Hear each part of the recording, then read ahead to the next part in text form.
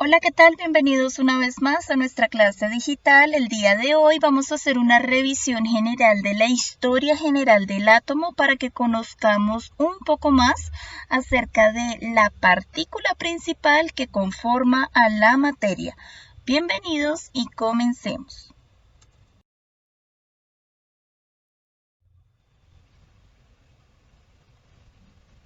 El átomo, al igual que todas las investigaciones, estudios o análisis que se han hecho a lo largo del tiempo, ha tenido un cambio en su definición a medida que los científicos y los químicos principalmente generan nuevos estudios acerca de la materia.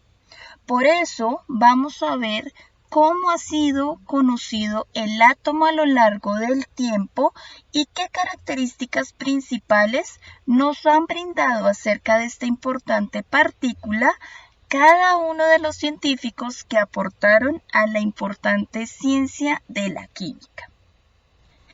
Para ello, es importante resaltar entonces que los primeros atomistas, es decir, las primeras personas que consideraron el estudio del átomo, fueron los griegos.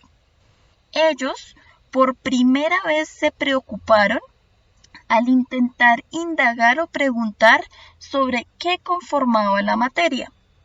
Y en sus inicios habían afirmado que sin duda eran unas partículas que las formaban a todos esos grandes objetos que hoy en día nos rodean. Sin embargo, pasados unos años, llegaron unos importantes filósofos, en este caso era Leucipo y Demócrito, que propusieron cerca del año 450 a.C. que la materia estaba formada por partículas pequeñas, tal como lo habían indicado los griegos anteriormente, pero además Leucipo y Demócrito les dan un nombre, y ese nombre correspondía a átomos, que en el griego al español traduce sin división. Es decir, que para Leucipo y Demócrito, los átomos eran partículas que no se podían dividir y que iban a ser las más pequeñas que podían formar la materia.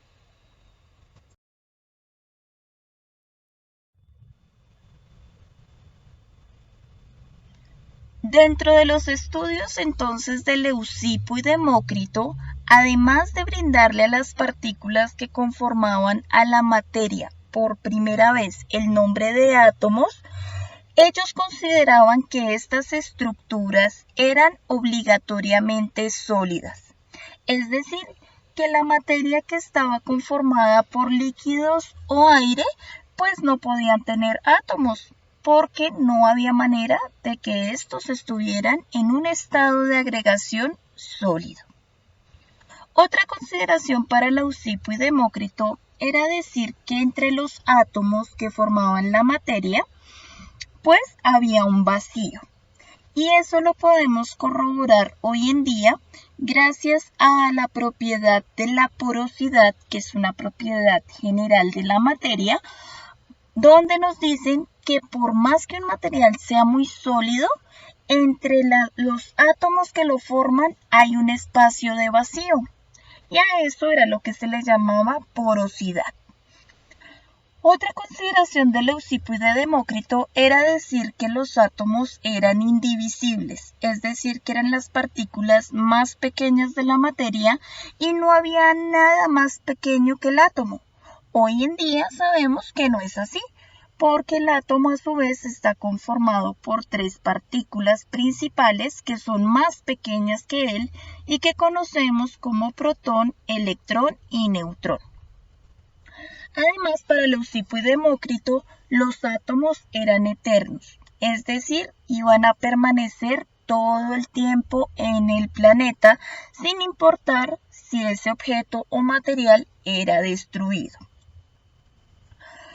Por otra parte, consideraban que las propiedades de la materia variaban como se agrupaban los átomos, es decir, que toda la materia sólida iba a ser totalmente diferente a los líquidos y a los gases porque los átomos no estaban distribuidos o agrupados de la misma manera.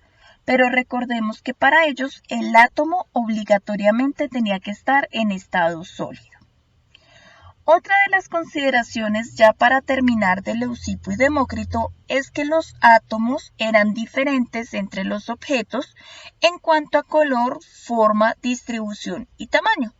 Es decir, que los átomos que forman una pared sin duda serán diferentes a los átomos que formen un borrador, a los átomos que formen la puerta, porque tienen diferente forma, tienen diferente color, y dependiendo del estado de la materia, se van a encontrar en diferente distribución.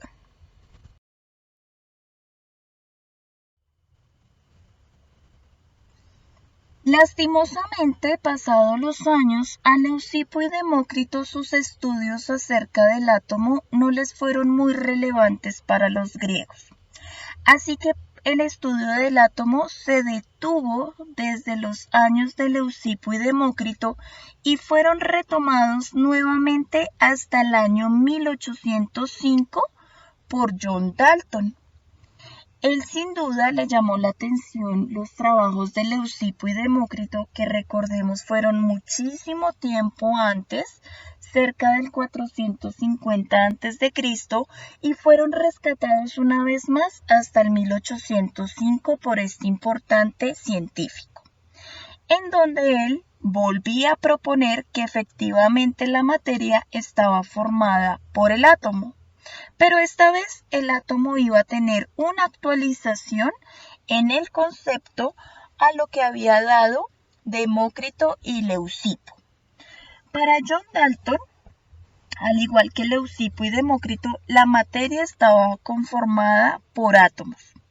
Y estos átomos también iban a ser indivisibles, además de indestructibles, manteniendo lo que decía Leucipo y Demócrito de que los átomos eran indivisibles y eternos. También para John Dalton, los átomos de un mismo elemento iban a ser iguales pero diferentes de otro elemento. Es decir, que los átomos que formaban una ventana o un vidrio iban a ser entre ellos iguales en tamaño, forma, color, pero totalmente diferentes a los átomos que iban a formar una puerta. Sin embargo, para John Dalton, la combinación entre diferentes átomos es lo que va a dar lugar a los compuestos, es decir, a las sustancias producidas por la unión de dos o más sustancias.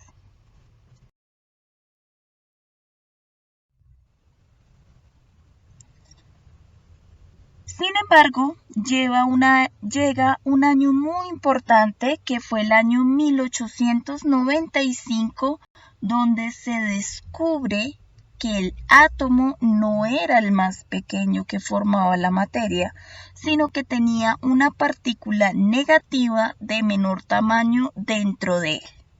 Y así es como surge el descubrimiento del electrón, el cual fue posible gracias a un experimento que hicieron con una estructura conocida como el tubo de rayos catódicos. Aquí en la parte inferior podemos ver entonces el ejemplo del tubo, que a grandes rasgos lo que permitió fue mirar en unas sustancias, especialmente en unos gases, qué partículas además de los átomos había. Entonces, para ese año, el científico Joseph Thomson, al seguir investigando acerca del funcionamiento del tubo de rayos catódicos, encontró que en el gas que se hizo el experimento no solo habían átomos, sino que de los átomos se desprendían unas partículas de menor tamaño y que tenían una carga negativa. A estas partículas él las bautizó como electrón y fue entonces cuando se descubrió que el átomo ya no podía ser indivisible, porque ya no era el más pequeño que formaba la materia, sino que ahora iba a ser divisible gracias a que ya habían encontrado una primera partícula más pequeña que el átomo, que fue el electrón.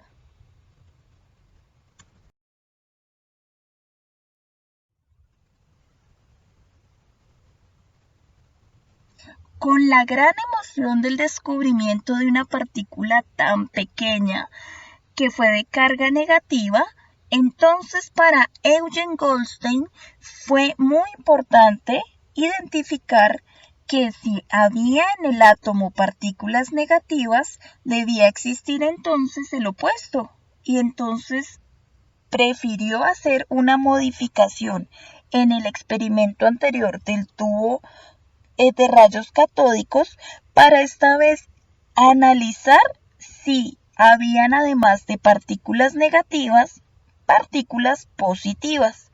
Así que con esa modificación del experimento encontró partículas de mayor tamaño al electrón, pero que tenían una carga positiva.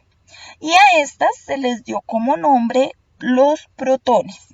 Esto se estima que fue aproximadamente en el año 1900, por lo cual las investigaciones del descubrimiento de partículas más pequeñas que el átomo se desarrollaron aproximadamente entre 5 a 10 años.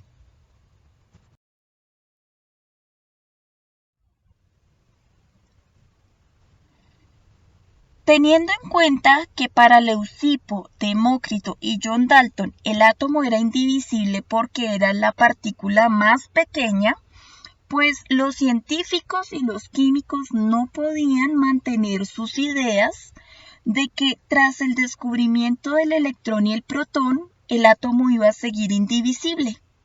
Así que surge Joseph Thomson, que en 1904, teniendo en cuenta la presencia de los electrones y los protones, que eran partículas dentro del átomo, entonces propuso una nueva visión del átomo.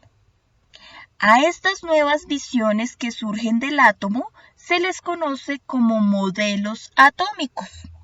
Entonces, para Joseph Thomson, él cree o grafica el átomo como una gran esfera que va a ser de carga positiva, pero como no puede ignorar Thomson que hay cargas negativas, que son los electrones, para él indica que los electrones van a estar incrustados dentro de esa gran esfera positiva.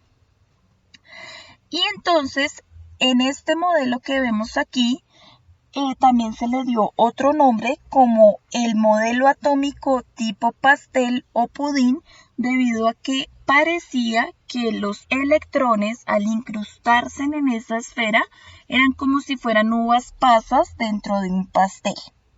A esta representación de Joseph Thomson, que considera el átomo con los protones y los electrones, se le conoce como modelo atómico de Thomson o como modelo atómico tipo pastel o pudín, donde recordemos todo el átomo es positivo y en él se incrustan los electrones.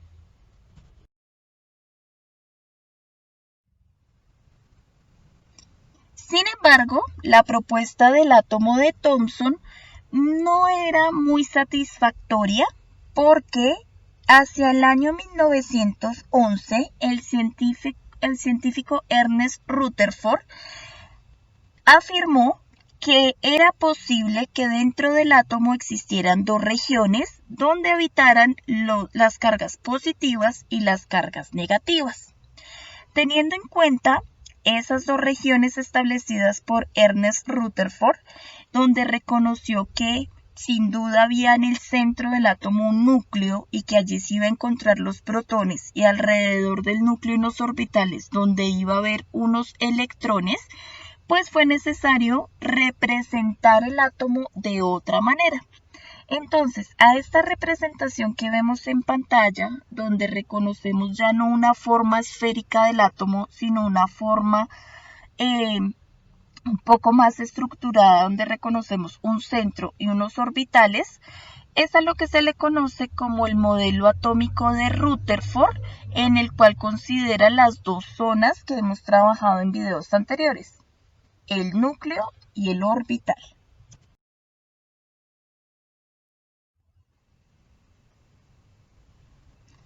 Sin embargo, hasta la época de Rutherford no se conocía la presencia del neutrón. Este fue descubierto por James Chadwick, quien encontró unas partículas de mayor tamaño al protón y al electrón y que a diferencia de los dos anteriores tenía una carga neutra. A estos los conoció como neutrones.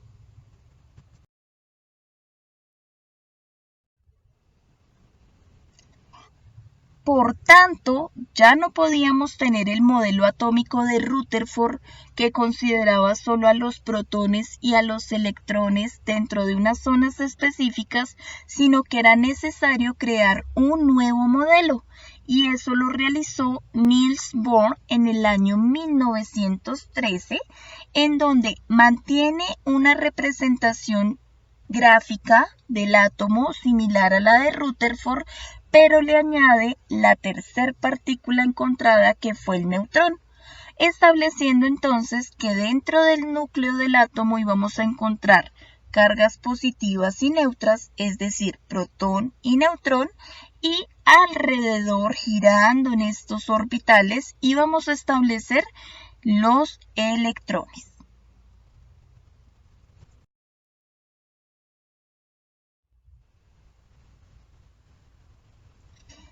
Finalmente, es importante entonces tener en cuenta que para definir o conocer hoy en día lo que identificamos como el átomo, debemos tener claro de que fue gracias al aporte de diferentes científicos a lo largo del tiempo que esto fue posible. Que anteriormente reconocíamos que el átomo era la partícula más pequeña de la materia y que era indivisible, pero que gracias a los avances y el descubrimiento del protón, el electrón y el neutrón, podemos entonces definir al átomo como una partícula que compone la materia, pero que a su vez está compuesta por tres partículas aún más pequeñas que él, que son el protón, con carga positiva, que se ubica en el núcleo del átomo, el neutrón, que está junto al protón, que tiene mayor tamaño que el protón y el electrón y que se encuentra también dentro del núcleo del átomo, y al electrón, que es la partícula más pequeña de las tres, que se encuentra en una región alrededor del núcleo del átomo conocida como orbitales y que además tiene carga negativa. Además de tener en cuenta que las diferentes representaciones del átomo se les conoce como modelos atómicos y que fueron propuestas por varios científicos. Tenemos el modelo atómico de John Dalton, modelo atómico de Thomson, modelo atómico de Rutherford y modelo atómico de Bohr. Por último, no olviden ingresar a su plataforma institucional para el taller del día. Recuerden enviarlo en las fechas indicadas y que tengan un excelente día. Nos vemos en la próxima sesión.